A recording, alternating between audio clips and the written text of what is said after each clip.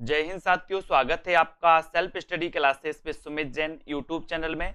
और दोस्तों आपको क्या करना है, सेल्फ स्टडी क्लासेस ऐप जरूर डाउनलोड कर लेना है। ठीक है, अगर आपने दोस्तों अभी तक एडमिशन नहीं लिया तो सेल्फ स्टडी क्लासेस में हिंदी साहित्य के संपूर्ण कोर्स में आप एडमिशन ले सकते हैं, है ना दोस्तों। टेस्ट सीरीज में एडमिशन ले सकते हैं और इस सीरीज से जरूर जुड़ें दोस्तों। इसी प्रकार के बहुत सारे ट्रिकी वीडियो, विस्तृत अध्ययन, टॉपिक वाइज टेस्ट ऐप पर आपको मिलने वाले हैं। तो जिन भी साथियों को दोस्तों एडमिशन लेना है वो संपर्क करें, नीचे नंबर भी चल रहा है, संपर्क कर सकते हो, एडमिशन लेकर के अपनी पढ़ाई क्रमबद्ध कर सकते हो। ठीक है, आज दोस्तों अपना पहला डाउट्स है, सरस्वती पत्रिका के संस्थापक कौन थे। अब दोस्तों यहां क्या डाउट्स होता है वो देखो। सबसे पहले तो यहां एक तो होता है संस्थापक और संपादक। संपादक में ये संस्थापक और संपादक में डाउट्स होता आपके अंदर कि आपने पढ़ा था कि सरस्वती पत्रिका के संपादक आपने अधिकांश महावीर प्रसाद द्विवेदी को पढ़ा, लेकिन आज ये डाउट्स आपका क्लियर होने वाला है दोस्तों। अगर ऐसा क्वेश्चन आए कि सरस्वती पत्रिका के संस्थापक कौन है, संस्थापक कौन है, तब आपका उत्तर हो जाएगा क्या, चिंतामणि घोष। संस्थापक अगर पूछा जाएगा तो चिंतामणि घोष।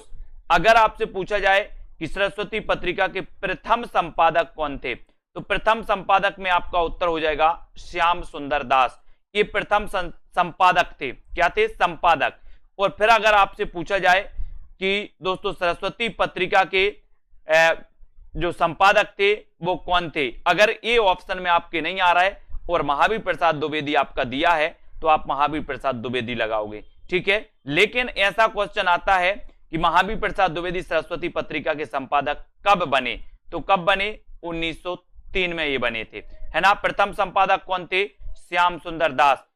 स्थापना किसने की थी या संस्थापक कौन थे, तो चिंतामणि घोष। एक और क्वेश्चन, सबसे पहले सरस्वती पत्रिका कहां से प्रकाशित हुई थी, तो सबसे पहले दोस्तों एक काशी से प्रकाशित हुई थी। याद रख लेना, आपके ऑप्शन में प्रयाग आएगा, है ना, लेकिन ये सबसे पहले काशी में और फिर उसके बाद प्रयाग से। ठीक है, तो ये भी आपको याद रख लेना। तो सरस्वती पत्रिका के संस्थापक कौन थे, चिंतामणि घोष। डाउट्स नंबर 1 आपका क्लियर, है ना। अब दोस्तों यहां पर आप बात करते हैं कि प्रेम और रोमांस का कवि किसे कहा जाता है। डाउट्स नंबर 2, यहां पर कैसे, एक क्वेश्चन आपका पूछा जाता है छई रोमांस का कवि किसे कहा जाता है। दूसरा क्वेश्चन आपका पूछा जाता है प्रेम और रोमांस का कवि किसे कहा जाता है। दोनों में डाउट्स, छई रोमांस और प्रेम और रोमांस। ठीक है, तो इसको याद रख लेना दोस्तों कि प्रेम और रोमांस, प्रेम की बात आई तो बोले हमारे अंचल में भी प्रेम किया जाता है, अंचल में, है ना। और छई रोमांस का कवि कौन है, तो छई रोमांस का कवि कौन है, बच्चन। बोले बच्चन क्या करते हैं, बच्चन से बच्चे क्या करते, बोले छई रोमांस करते। छई रोमांस कौन करते, बच्चन। तो बच्चन से छई रोमांस के कवि कहलाते हैं, इन्हें कहा जाता है। और प्रेम और रोमांस का कवि कहा जाता है दोस्तों रामेश्वर शुक्ल अंचल को, है ना। इन्हें प्रेम और रोमांस का कवि कहा जाता है। याद रख लेना, डाउट्स नंबर 2 आपके यहां पर क्लियर हो जाता है ना। प्रेम और रोमांस का कवि रामेश्वर शुक्ल अंचल और छई रोमांस का कवि हरिवंश राय बच्चन। ठीक है, ओके, लाइक जरूर कर देना, अपने मित्रों तक ये सीरीज को जरूर दोस्तों शेयर करें। डाउट्स वाली सीरीज, हिंदी का स्टील किसे कहा जाता है, आपसे पूछा जाता है, तो आप क्या बताओगे, हिंदी का स्टील किसे कहा जाता है, बताइए। 4 विकल्प हैं, अगर आपसे उत्तर बन रहा है तो आपको जरूर बताना है। यहां से 2 क्वेश्चन आते दोस्तों, एक तो आता है एडिशन, हिंदी का एडिशन किसे कहा जाता है, और एक आता है हिंदी का स्टील किसे कहा जाता है। दोनों में कंफ्यूजन होता है, तो आपको कैसे याद रखना, हिंदी का स्टील, बोले सर हम स्टील के क्या लगवाएंगे, बाल लगवाएंगे, अपने जो बाल होते ना बाल स्टील के लगवाएंगे, काहे के, स्टील के। तो अब आपसे कभी भी पूछा जाएगा कि हिंदी के स्टील किसे कहा जाता, तो स्टील से आपको याद आ जाएगा कि हम स्टील के बाल लगवाएंगे, तो बालकृष्ण भट्ट को हिंदी का स्टील कहा जाता है। हिंदी का माउंटेन भी इन्हें कहा जाता है दोस्तों, बालकृष्ण भट्ट को। ठीक है, अब फिर आएगा आपका हिंदी का एडिशन किसे कहा जाता है, तो एडिशन कहा जाता है किसे, प्रताप नारायण मिश्र को। यहां पर आया सन, और सन का बोले सर बहुत प्रताप होता है, एक सन माने सूर्य, एक सन माने पुत्र, दोनों ही का प्रताप होता है, सूर्य का भी होता है और पुत्र का भी बहुत प्रताप होता है ना। तो एडिशन किसे कहा जाता, प्रताप नारायण मिश्र को, और स्टील किसे कहा जाता, बालकृष्ण भट्ट को। भूलना नहीं है, दोनों क्वेश्चन आते हैं। ठीक है। भारतेंदु प्रगेंदु किसे कहा जाता है? क्वेश्चन आपके लिए।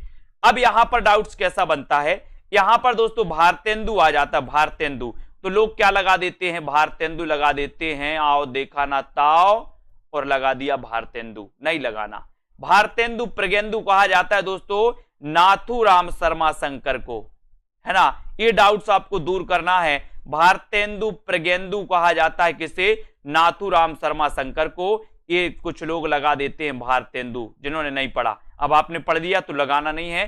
भारतेंदु प्रगेंदु की जो उपाधि है वो नाथूराम शर्मा शंकर की है ना। अगला डाउट्स देख लेते हैं। अगला डाउट है दोस्तों 20वीं सदी का बाणभट्ट किसे कहा जाता है? 20वीं सदी का बाणभट्ट। तो ये तो नॉर्मल क्वेश्चन है, सभी से बनेगा।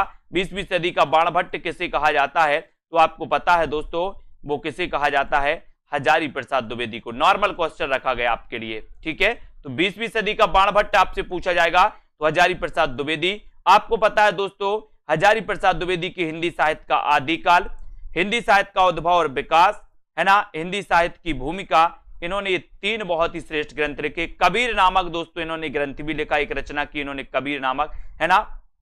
ये सारी की सारी चीजें आपको याद करनी है और इसी प्रकार से बने रहना डाउट्स वाली क्लास में, है ना। और सेल्फ स्टडी क्लासेस का ऐप डाउनलोड करना है जिसमें आपको क्रमबद्ध अध्ययन मिलेगा, जिसमें आपको दोस्तों कोर्स का परचेस करना है, आपको कोर्स को एडमिशन एक बार लेना है। 1 साल तक के लिए आप फ्री हो जाओगे और 1 साल तक आप आराम से ट्रिकी तरीके से, डाउट सॉल्यूशन तरीके से, है ना। और दोस्तों वहां पर आपको विस्तृत अध्ययन, टॉपिक वाइज टेस्ट, सब कुछ वहां पर मिलेगा, ठीक है। तो नीचे नंबर है, संपर्क भी कर सकते हो, वीडियो को लाइक और शेयर कर सकते हो, ठीक है। आज के इस वीडियो के लिए बस इतना ही। जय